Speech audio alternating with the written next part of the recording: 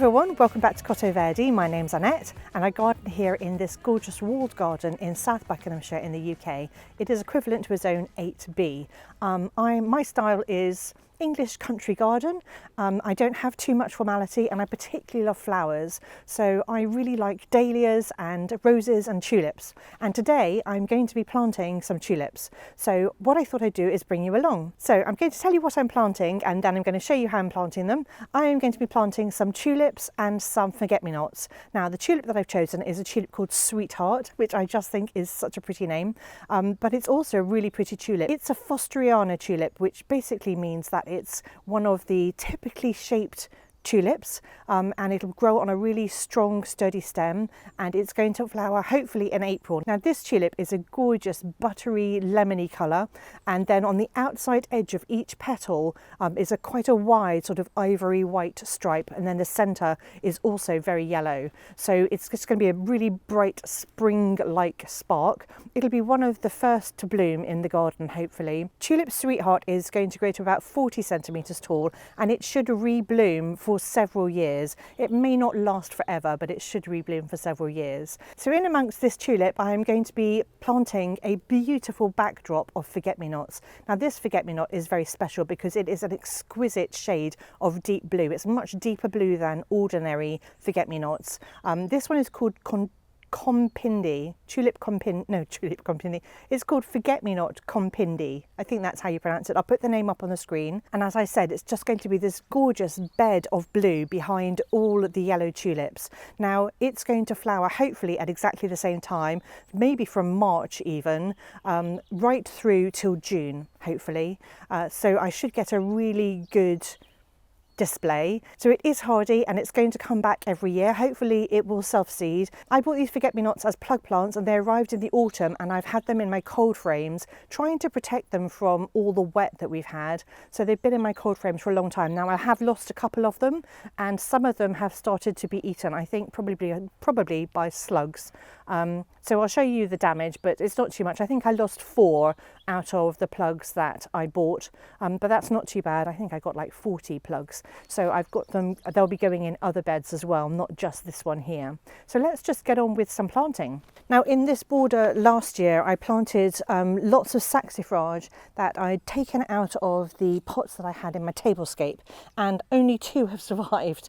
And because it's not particularly useful to have 2 here and I actually don't want them here anymore, I'm going to move them over to underneath my cornice where I've got lots of other saxifrage. So I'm just going to dig these up and get them out of the way. I mean, this one is just about to start flowering, which is the best thing about saxifrage, is that they're just really good doers.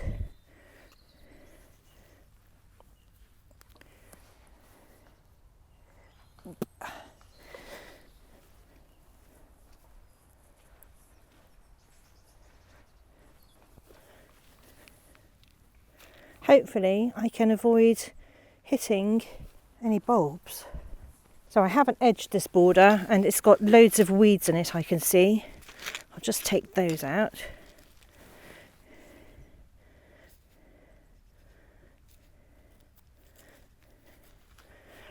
Okay, that's a tag for the tulips that I've got planted in here. I'm hoping I'm not going to hit any tulips.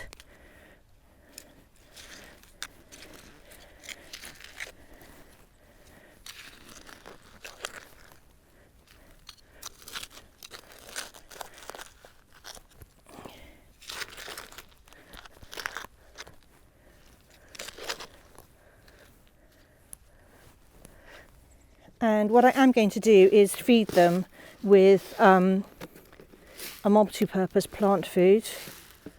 So just a general fertiliser. This actually isn't what I use. I don't use Miracle Grow. I'll put a link up on the screen for the plant food, not up the screen. I'll put a link in the description for the plant food that I use because I really do like it. I think I get a really good result. Just in case you're interested. Well, that has slotted in really nicely. And then I'm going to plant this one here. Oh, okay, I'm hitting some tulips, which is a bit of a shame. It's one dead tulip. Hopefully it will flower again next year.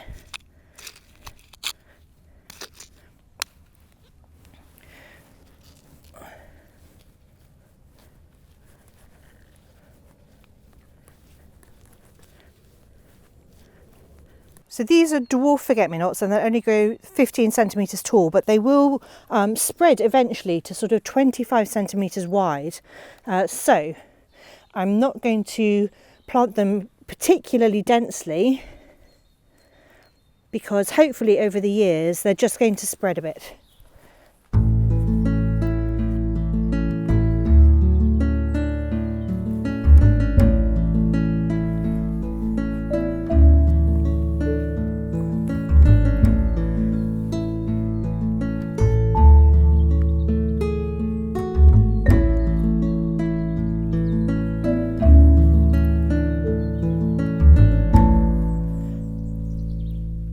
So these are my tulips and you can see that they have started sprouting.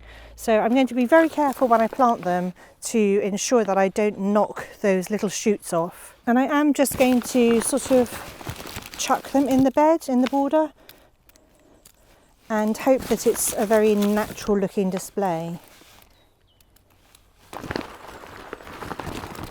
Oop. That's not very natural looking.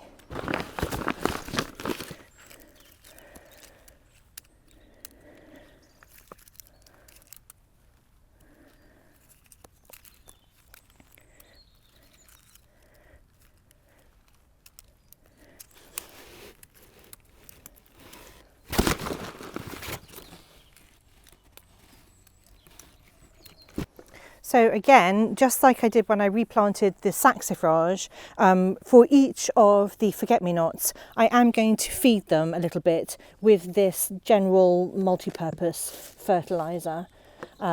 It's just to give them a little boost as they go in the ground. They probably don't need it. I mean, they've all rooted out of the bottom. They've been in these little pots for so long. So I'm hoping I can get them out without too much trouble.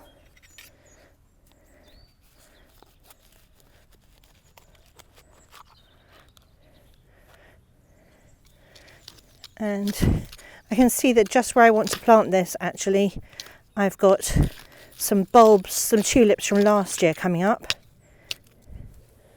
So I'm just going to sprinkle a little bit in there and pop it in. Like that. And then for each of the tulips, I'm going to try to sprinkle, as I put them in, I'm going to give them a little boost with a bulb starter, which is something that I tend to use in my pots. It's got a bit of mycorrhizal fungi, so it will help the roots to grow faster, and it just gives you a really good flower display. So I'm just going to make a little hole with my hori knife. And with tulips, you know, the deeper you plant them, the better. And then I'm just going to put a tiny sprinkle of this in the bottom and push my tulip in. And you do want to try to get the tulips at least twice their depth, if not 3 times their depth.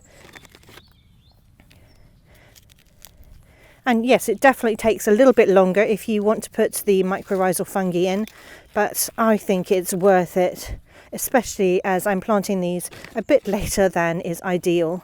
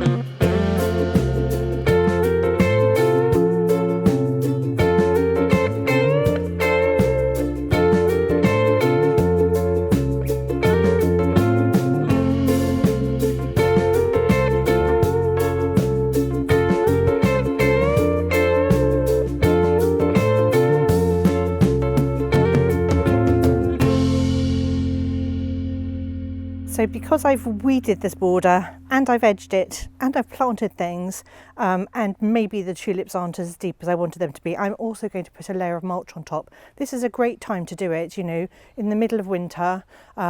What will happen is the worms will just draw all the goodness down into the soil, and what I use is well rotted farmyard manure, and I find this is a really good mulch. It adds nutrients to the border and it also suppresses weeds, helps to keep moisture in, all that stuff.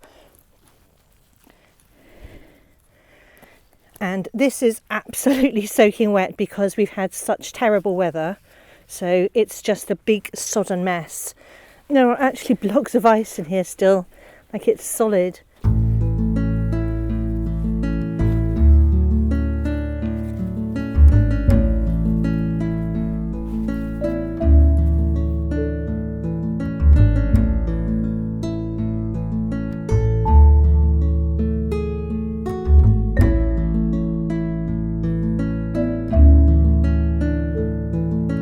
That's it, my bed is potted up, planted up.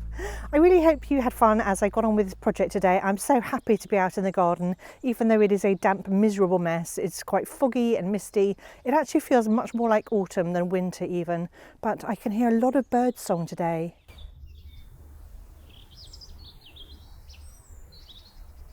Can you hear all those birds? It's amazing.